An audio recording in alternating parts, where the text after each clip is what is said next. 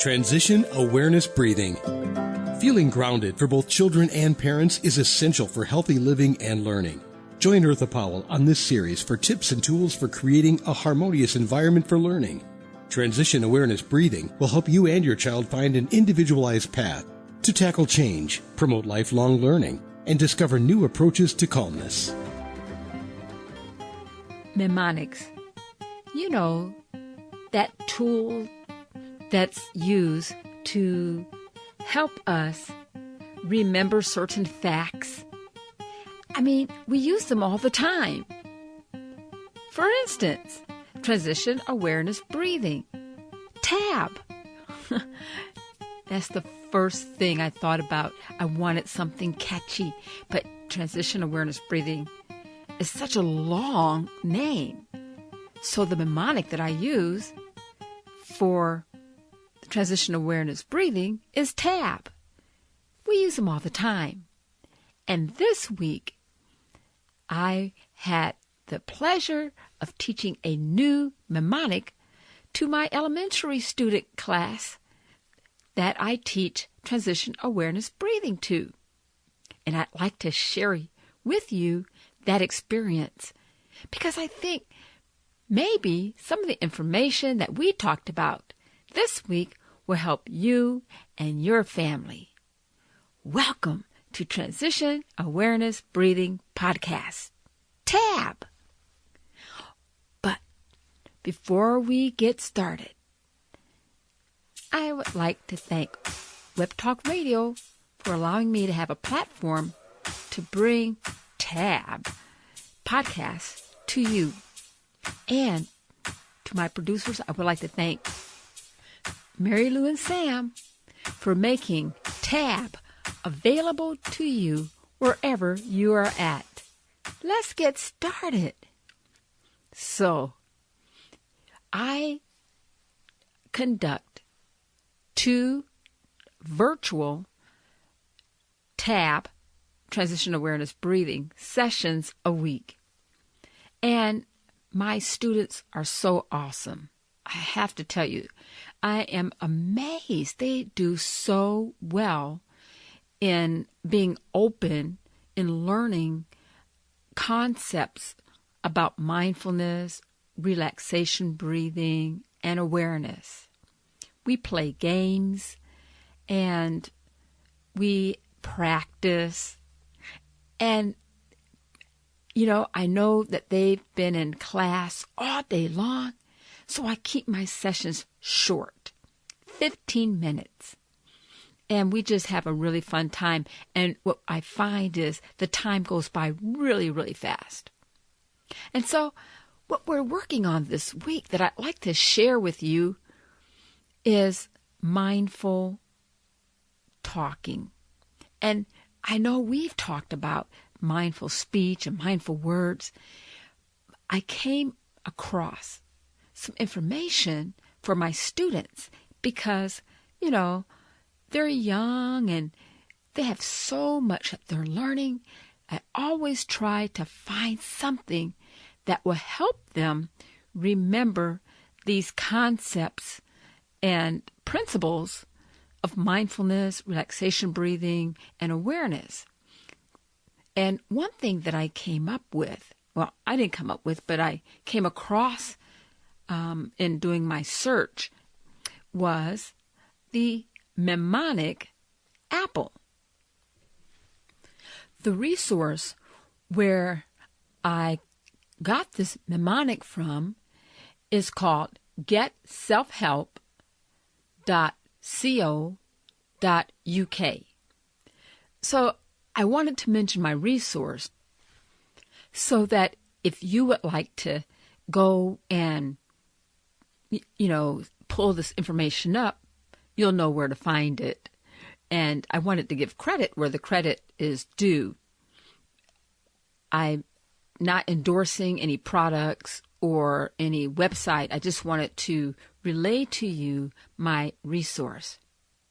So, the mnemonic APPLE stands for and represents a great summary of mindful talking.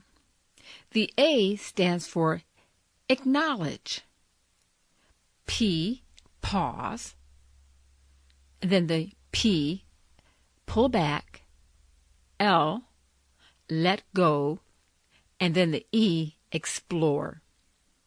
I thought that was so creative. So, acknowledge means, as I told my students, acknowledge means to notice and be aware of your own feelings, anything that's uncertain or any feelings that comes to mind. Pause means stop, pause. Don't react. Sometimes when unexpected things occur and if we don't pause, sometimes we say things or do things and they may not be the best response. So pausing is very important in mindful speaking. Pull back involves kind of seeing yourself from the outside. It's telling yourself that you're recognizing that your body is anxious or you're feeling a little down, and that you are not going to give in to the feeling, and that this is just a thought. So, when you pull back, you're kind of pulling back and looking at yourself from a different perspective, from an outside perspective. And you're not going to allow yourself to believe that you are your thoughts, because thoughts come and go. And thoughts they're part of our emotional responses, and different things triggers different thoughts, but it doesn't mean that we are that thought. And so we're just going to let that thought pass, because it's just a thought. It's not anything that we have done. It's not anything that we have said. And in addition to that, we're not going to judge ourselves. We're not going to judge ourselves for the thoughts that we're having, because what we're doing is we're processing. Our mind is processing our response to what has been said. And that's normal, right? Let go is the next letter in the mnemonic. Let go means to let go of the thought or the feeling. We're not going to hold on to it. We're going to let it pass. We're not going to keep that thought and that feeling, and we're not going to ruminate over it, and we're not going to allow it to fester grudges and any kind of other negative response. We're going to really let it go. Let it go. We're going to take a breath and blow it away. You can imagine that if we just take a breath in and just let it go, and we're going to let that feeling, we're going to let that thought just go away. And then the E, we're going to explore. Exploring means to explore the present moment, the time right now. Everything right now. What's going on? What's going on with my breathing? What's going on with the sensations of my feelings and my breathing? We're going to notice how we're going to just bring ourselves back down to a calmness. And in addition, we can also, as we're exploring our response, we can also explore what we have learned.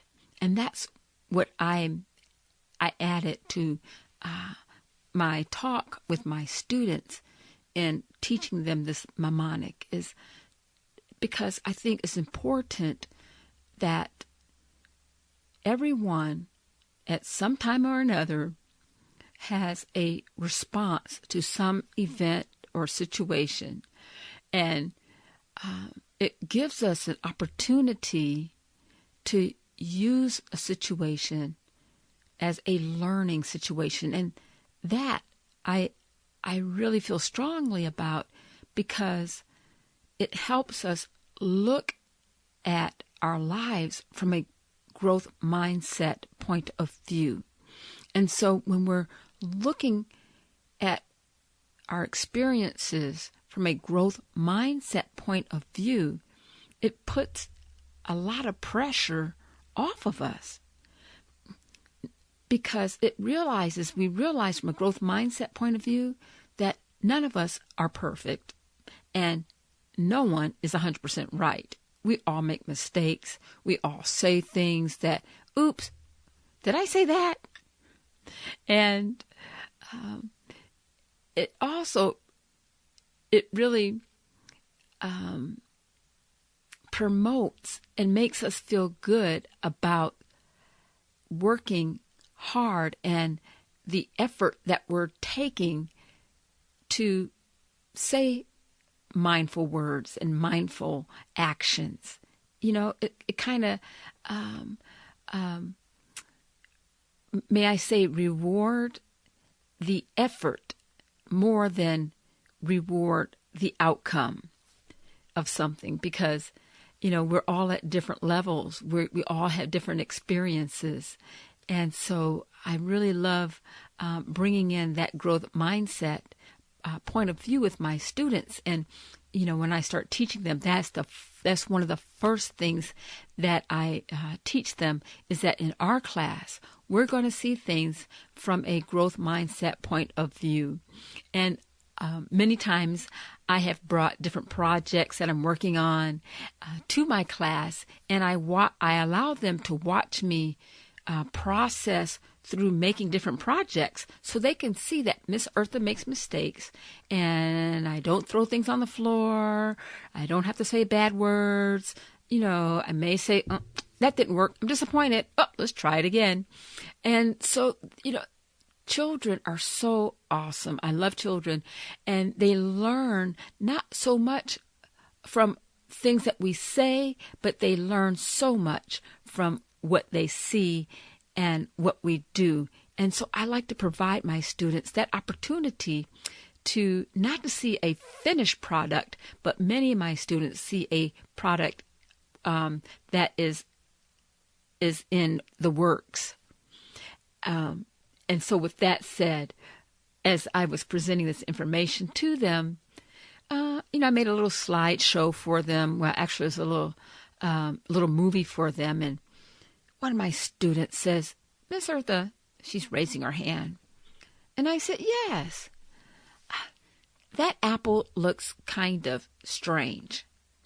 Well, on my slide, I had a picture of an apple. I just pulled an apple out of the refrigerator and kind of stuck it in this presentation. I cropped it, but, it was sweating. You know how you take an apple out of the refrigerator and begins to develop some sweat on it. And so, it wasn't the perfect looking apple, but I just wanted to give them a visual. Realizing that, because if we were in class, if we were on face-to-face class, each one of my students, what I would do is give them an apple. And so instead of doing that in a virtual environment, I just pulled an apple out of the refrigerator. And I was so happy that she brought to my attention that apple, it doesn't look like a perfect apple on a regular slide. And I told her, I said, you are so observant. And I am so happy that you recognize that this apple looks so different, because it is. It's right out of my refrigerator, and I took a picture of it on the counter. And I praised her for being aware and noticing the difference. And then we went into a discussion. And that's so awesome. These children, I think the oldest child in my class, I think the oldest one is either in 3rd or 4th grade. And so, it's great having open discussions with them. And, they are free and safe to participate. And I let them use the chat buttons and the little stickers with their hands and all silly things like that, because it makes them comfortable, they're listening, and they are participating. And with repetition, of course, I repeat what I've taught, and I hope that they remember that funny-looking apple that Miss Eartha had on her slide. And one other principle that I use and concept that I use that I have learned is also to bring in music. So not only using mnemonics, but also using music. And you, my Transition Awareness Breathing podcast listeners, know how much I use music in producing this podcast. I do the same thing with my students. So that is something that I have used for many years in my teaching experience. In nursing school, personally, it's sometimes hard for me to remember mnemonics because what happens is I remember the mnemonic, but I forget what the letters stand for. And I just get off track. I start making up stories. And I think that is because for a long, long time, in the back of my mind, I've always wanted to be a writer. And so my mind just takes off. My imagination starts to think about things that has nothing to do with the mnemonic. But I just really had to bring myself back. And, using mnemonics as a tool has been a challenge for me. But this one is very, very helpful because what I've learned and in my teaching experience in teaching adults and teaching children, that if they have a visual, that helps with the mnemonic. Because why? Because we're using all different senses. We're using our sight. We're using our speech. We're using our touch. And in music, we're using rhythm. So we're using all parts of our senses and our way of communicating to remember and to grasp different concepts. And so I think it's awesome that there's so much research and resources out there available that supports these theories of learning and teaching. And one resource that I'd like to share with you that supports music in learning and also behavior regulation is by Dr. Lynn Kennedy. Her 70 play activities for better thinking, self-regulation, learning, and behavior. And she has some awesome and fun ideas on teaching children or teenagers or anybody different concepts. It's using rhythm and different beats. And so anyway, I encourage you to check that resource out as well. So what does that have to do with the apple? Well, I just brought the apple mnemonic into a little bit of a rhythm to help my students remember.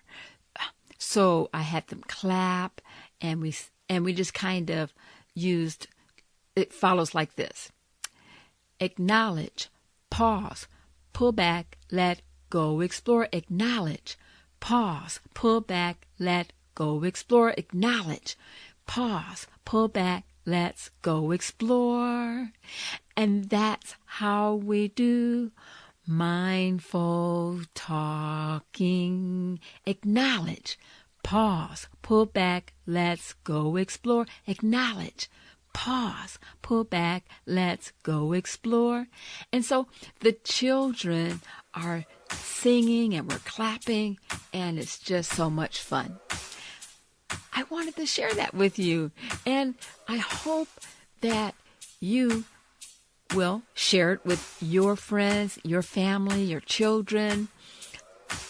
What I will do is I will put a copy of my resources on my new Transition Awareness Breathing Facebook page. And I'll see if I can put a link on that page, and so that you can have access to all my resources, and all the podcasts are there, of course. But try it, and it's a very great tool. It's easy to remember. You look at an apple, and now you can think of mindful talking. Thank you so much for joining me today in Transition Awareness Breathing Podcast.